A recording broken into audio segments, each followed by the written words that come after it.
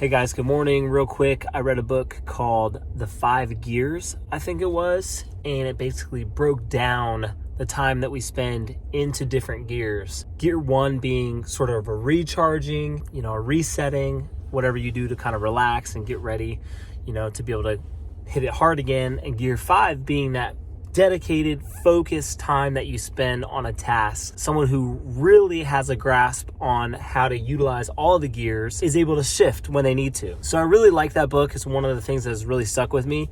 We still use that language in our organizations. Hey, I'm in Gear 5 for the next hour, which basically means, hey, nothing else that comes across my text, my desk, my calls is going to stop me from doing this task.